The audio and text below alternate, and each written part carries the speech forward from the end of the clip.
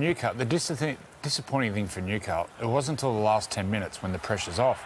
They started to move the ball.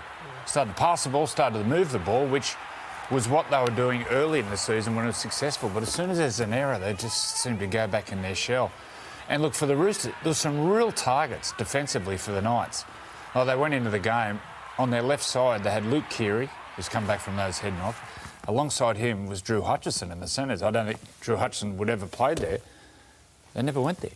They never went there. This is where they've got to identify and go, OK, we've got Tyson Frizzell and Dane Gagai that side.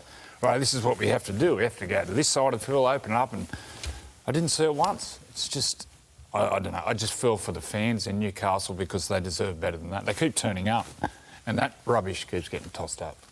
How tough but is short it? term, I don't know what the answer is. Well, how tough is it for Knights fans, for yourself watching, seeing, you see the players who are in their team, do you feel they should be putting on performances that are a lot better than what they have been? You look at the team on paper, and it's just, there's rep players through there, but for whatever reason, it's just the performances are nowhere near what they should be. At the start of the year, they got the Roosters in round one. They absolutely pumped them, using the ball, but then, I don't know, it's just seemed to have gone away. And look, Kalen, I don't think Kalen will play again this year.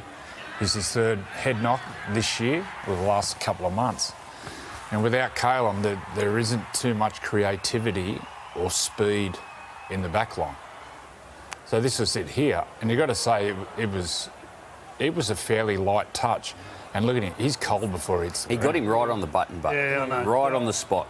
I think so too. I don't think that was that innocuous. Third concussion in 6 weeks, I think it was. So, would you expect him to sit out the remainder of the season, considering? Well, they're not going to make the semis. Yeah. So why would you risk a player like Kalen? Do you worry about long-term future with that? Well, this is all very new, isn't it? This is all very new, and of course you've got to worry about that. You see these incidences here. This is all this year. I remember when he went down leading into that third Origin.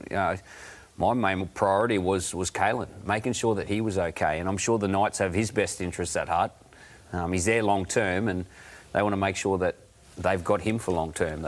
I don't think he'll play again this year either. Well, Professor Chris Levi, who's in Newcastle, he's the one leading the concussions pretty much in the NRL in Newcastle. So I know he's looking at Kalen, but I think that's it for the year.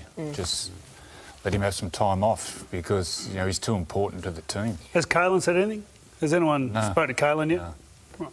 Looking ahead to the future for Newcastle, there was news this week that Anthony Milford's signing with the Dolphins. So where does that leave the team, and in particular the halves, for 2023 going forward?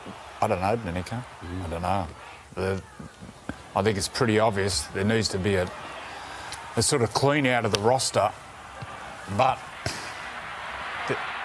there's no halfbacks on the market. That's the thing. They're so rare. That's why, Adam Reynolds, the buy to go to Brisbane. That's why Chad Townsend's so important for the Cowboys, because there's not, top-class halves around. And look, Anthony Milford was always going to go back to Brisbane.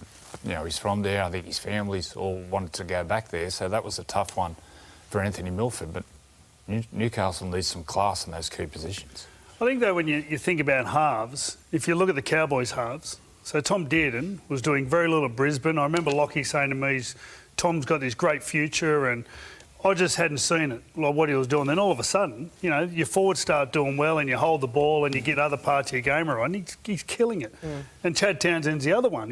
Chad went up there, was playing okay at Cronulla, but all of a sudden you can see he's motivated and, there's real drive in the club at the moment. So, it's not just about, getting halves. It's about those other people that create and help them sort of on a platform that they're there and they're providing that as well. So there's two players that, weren't treading water but weren't going that great last year, but all of a sudden their form's incredible, really capable of, beating any team at any time. So it's not just about half-backs. It's about getting the whole picture sorted, because you look at Newcastle and, like you said, mate, there's rep players throughout.